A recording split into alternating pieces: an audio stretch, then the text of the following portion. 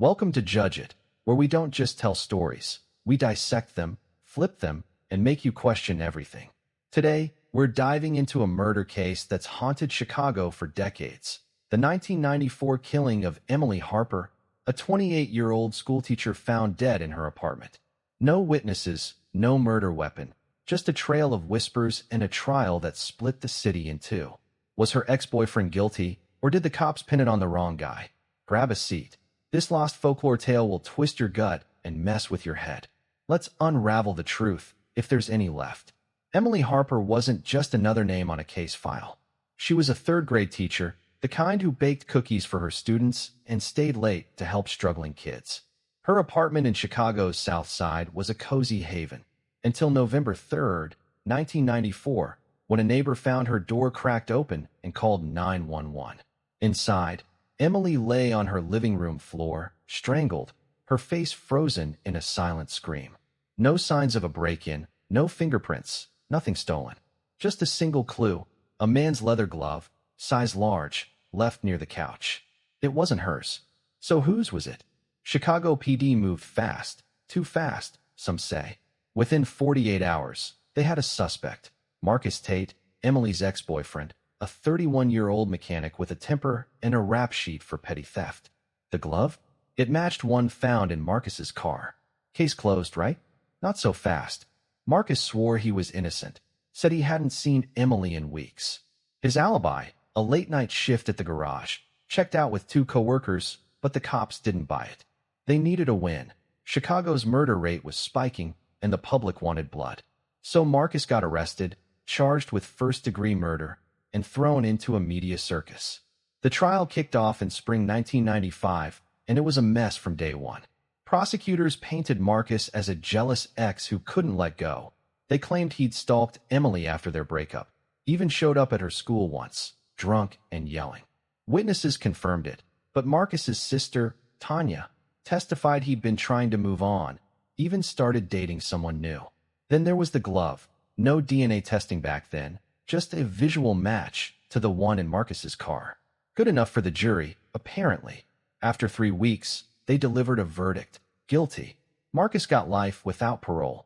Justice served, or was it? Here's where it gets murky. In 1994, Chicago PD was under fire for botched investigations. Over 400 complaints of coerced confessions that year alone, per the Chicago Tribune. Marcus claimed he'd been grilled for 18 hours straight. No lawyer, no food, until he admitted to being near Emily's place that night, a statement he later recanted. And what about the glove? A retired detective, years later, said it could have belonged to half the men in the city. No prints, no fibers, just a hunch. So why'd the jury buy it? Was Marcus a monster, or a scapegoat for a city desperate to close a case? Let's dig deeper, because something doesn't add up. Emily's best friend, Rachel, told cops she'd seen a strange guy hanging around Emily's building days before the murder. White, tall, scruffy beard. Cops never followed up. Why? And what about the neighbor who found her? Why'd he wait 20 minutes to call 911? Too many loose ends, too many questions. Is this justice, or just a story we tell ourselves to sleep at night? Stick around, we're just getting started. Marcus Tate's life sentence felt like a done deal. Case closed, killer caught. But here's the thing. The deeper you dig into Emily Harper's murder, the less anything adds up. Was Marcus really the monster the headlines screamed about, or just the easiest guy to pin it on? Let's rewind and unpack this mess, because what's hiding in the shadows of this lost folklore tale might keep you up at night. We're talking overlooked clues, buried witnesses, and a system that might have cared more about optics than truth. Ready to question everything? Good, let's keep going. First, let's talk about Emily's life before that November night. She wasn't just a teacher. She was a lightning rod for trouble she didn't even know about. Her South Side apartment sat in a rough patch of Chicago, sure, but Emily had a knack for drawing people in. Friends called her magnetic. Neighbors said she was too trusting. In the weeks before her death, she'd been stressed, mentioning weird stuff to her best friend, Rachel, like someone leaving notes on her car, and signed, saying things like, "I see you." Rachel told the cops about it, even pointed them to a guy she'd seen lurking, a white dude with a scruffy beard, maybe 40. Cops wrote it off as irrelevant. Why? Good question. Then there's the neighbor who found her, James Carter, a 50-year-old mechanic who lived across the hall. He told 911 he'd seen Emily's door ajar around 9 p.m., thought it was odd, and checked inside. Found her dead, called it in, at 9:20 p.m. 20 minutes. What was he doing for 20 minutes? His story never wavered. He was in shock. But here's a detail that bugs me. James had a rap sheet. Domestic assault from '89, dropped charges. Cops knew, didn't dig deeper. Why not? In 1994, Chicago PD cleared only 60% of homicides. National average was 65%. Were they just too swamped to care? Or was something else at play? Back to Marcus. His arrest wasn't just quick, it was sloppy. The glove they found in his car? Turns out it wasn't even tested for fibers until after the trial, when a pro bono lawyer got involved in '96. Results? Inconclusive. No link to Emily's crime scene. So why'd the jury latch onto it? Maybe because the prosecution hammered one narrative. Marcus was obsessed, couldn't let go, snapped. They brought up his history of violence. A bar fight from 5 years earlier, no convictions. Thin, but enough to paint him as dangerous. Meanwhile, Marcus's co-workers swore he was at the garage until 10 p.m. that night. Alibi ignored. Ever wonder how a jury decides who to believe when the evidence is this shaky? Here's where it gets stickier. Emily's autopsy showed she'd fought back, scratches on her arms, a broken nail with trace DNA underneath. Back then, DNA tech wasn't what it is now. The sample was too small to test. But in 2005, a cold case unit tried to re-examine it, only to find the evidence misplaced in storage. Misplaced? Or conveniently lost. Chicago PD's evidence room scandals in the '90s are no secret. Hundreds of cases compromised, per a 1997 Tribune expose. So what's more likely? Incompetence, or someone making sure the truth stayed buried? Let's not forget the media storm. Chicago's papers ran headlines like, "Teacher's Killer Caught," before the trial even started. Public pressure was brutal. Candlelight vigils for Emily turned into protests outside the courthouse, demanding Marcus fry. The jury wasn't sequestered. They saw it all. Think that didn't sway them? Studies from the National Institute of Justice say pretrial publicity can bias juries up to 20% more toward conviction. So was Marcus screwed before he even walked into court? And if he was, who's really paying for Emily's death? The killer, or just the guy who fit the story? One last thing before we move on. Rachel, Emily's friend, never stopped pushing. She kept a journal after the murder, logging every weird detail she could remember. In 1996, she handed it to a private investigator, someone Emily's family hired when they started doubting Marcus's guilt. What that PI found might change everything. Curious? You should be. So the private investigator hired by Emily Harper's family starts digging into Rachel's journal, and what he finds flips this whole case on its head. His name's Frank DeLuca, a former Chicago cop turned PI, known for sniffing out what the badges won't touch. It's 1996, 2 years after Marcus Tate's conviction, and Frank's got no skin in the game, just a paycheck and a hunch. But what he uncovers isn't just a loose thread. It's a whole unraveling tapestry of missed leads, buried truths, and one name that keeps popping up like a bad penny. Buckle up, this is where it gets real messy. Frank starts with Rachel's tip about the scruffy bearded guy near Emily's building. Turns out, she wasn't the only one who saw him.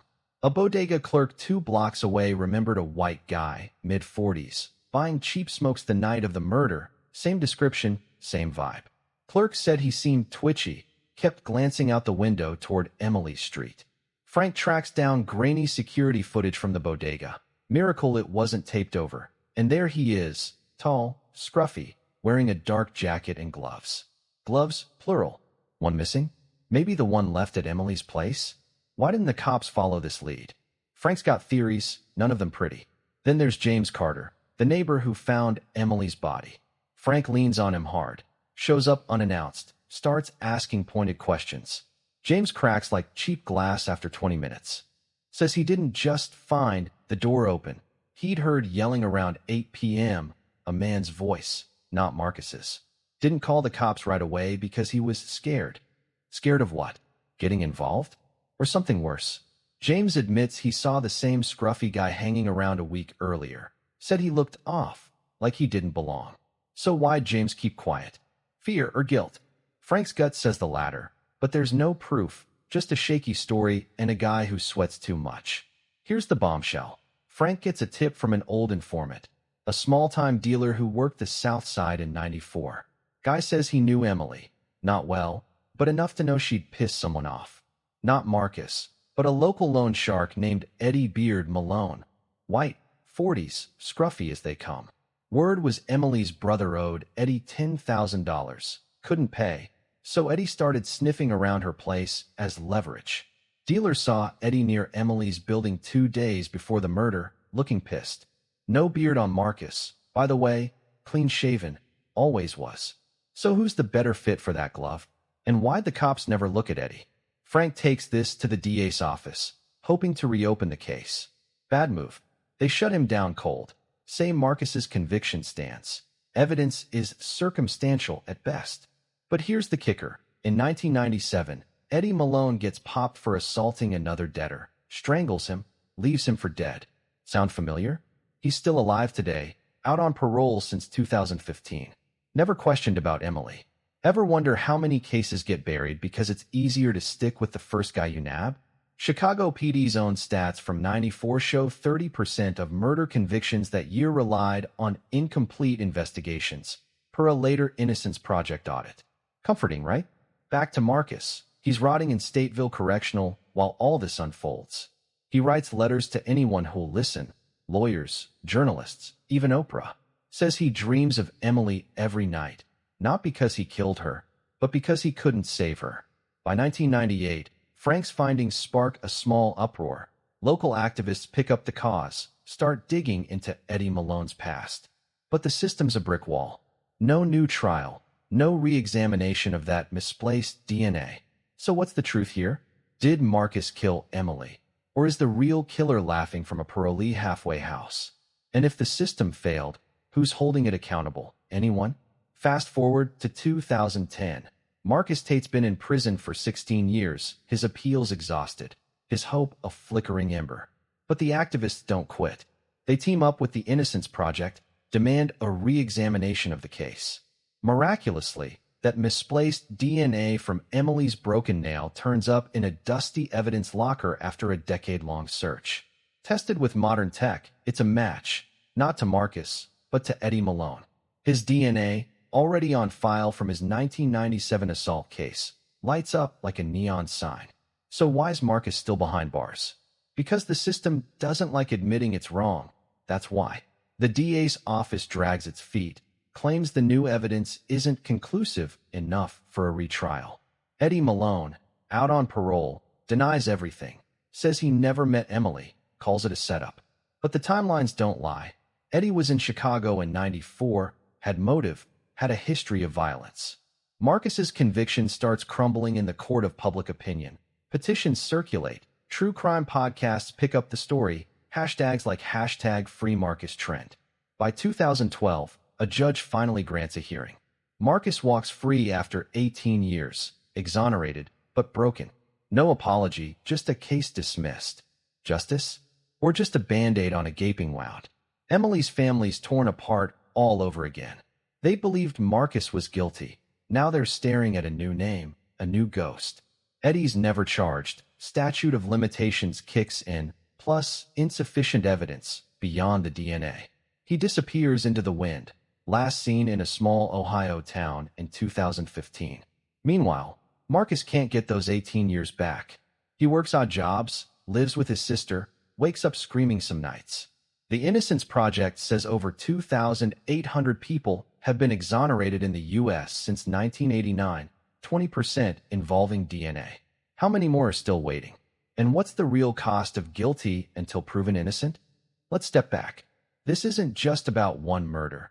It's about a system that picks winners and losers before the gavel even drops. So who's the villain here? Marcus? Eddie? Or the machine that chewed them both up? Think hard, because the answer's not as simple as you'd hope. Emily's still gone, and nobody's truly paid for it. Maybe that's the real haunting part. Now, your turn. What do you think? Did justice fail? Or just stumble? Drop your hot takes below. We're reading every one. Like this story? Smash that like button. Didn't vibe with it? Hit dislike. We're cool either way. Subscribe and ring the bell for more raw tales on Judge It. Next week's gonna hit even harder, promise. Share this with someone who loves a good mystery. Keep questioning. Keep digging. See you in the next one.